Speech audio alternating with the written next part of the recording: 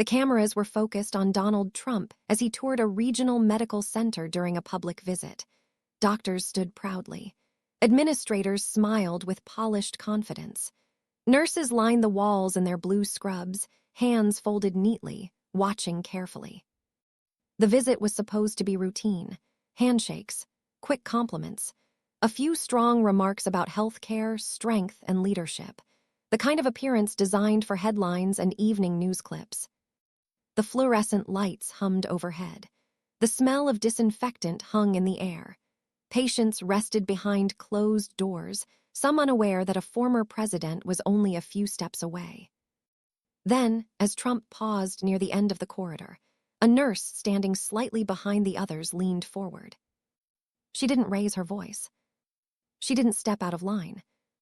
She didn't try to interrupt. She simply said, barely above a whisper, "Sir, they need more than words." For a moment, no one reacted. It was soft, almost lost beneath the shuffle of shoes and the quiet clicking of cameras adjusting focus. An administrator glanced sideways, unsure if anyone else had caught it. A Secret Service agent shifted subtly but remained still. It was the kind of comment that could easily disappear into the noise of a public appearance. But Trump heard it. He stopped mid-step. His expression changed, not dramatically, not angrily, just enough to show that the sentence had landed. Slowly, he turned toward the voice. And suddenly, the hallway didn't feel routine anymore. The nurse looked surprised that he had noticed. She wasn't trying to cause a scene. Her badge read Emily Carter, RN. She looked young but tired, the kind of exhaustion that doesn't come from one long shift, but from months of carrying too much responsibility on too few shoulders. Trump stepped closer. "What do you mean?" he asked calmly. The hallway grew quiet. Conversations stopped mid-sentence.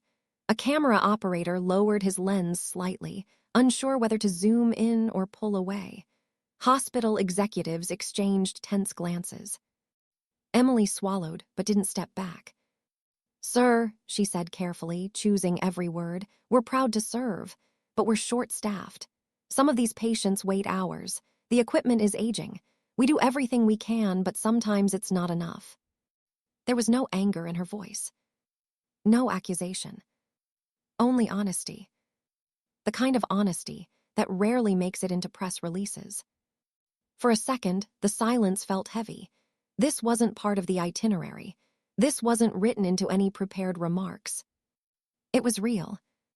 Trump studied her face, as if measuring the weight of what she had just said. The administrators behind him forced polite smiles, but their posture tightened. Instead of dismissing her concern or turning it into a quick political soundbite, he nodded slowly. "I appreciate that," he said. "That's important to hear." It wasn't a long answer. It wasn't dramatic. But it was direct. He asked one more question about staffing levels. Emily responded with specific numbers: how many nurses per floor, how many overnight, how often overtime became mandatory. He listened.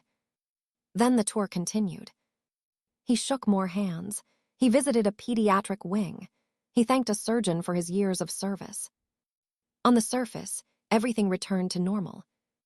But something had shifted in that hallway. Because this visit was no longer just about cameras. It was about a whisper that refused to disappear. What most people didn't see happened after the cameras shifted focus. As the group prepared to leave, Trump signaled to one of his aides and quietly asked for the nurse's name again. "Emily Carter," the aide confirmed. He nodded, repeating it softly as if committing it to memory. There was no dramatic pause, no sudden speech to the press. Instead, his expression shifted, less ceremonial, more focused. He turned back to the hospital administrators.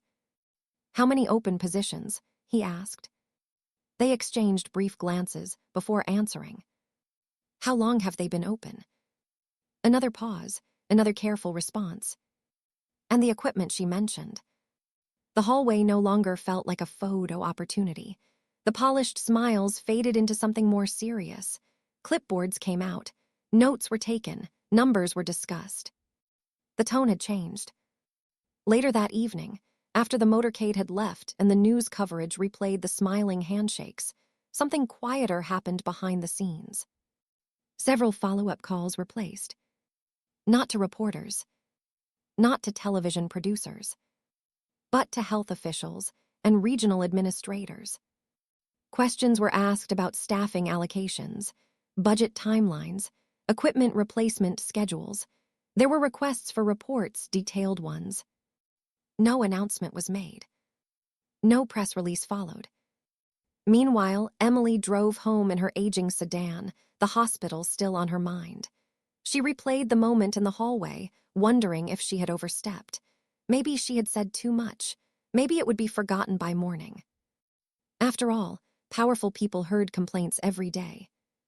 She tucked her badge into her bag that night and tried to rest. She didn't expect anyone to remember her name. She certainly didn't expect that within 24 hours, her quiet whisper would be leading to the following morning. Local news stations began reporting something unusual. A federal healthcare review team had been dispatched to the hospital.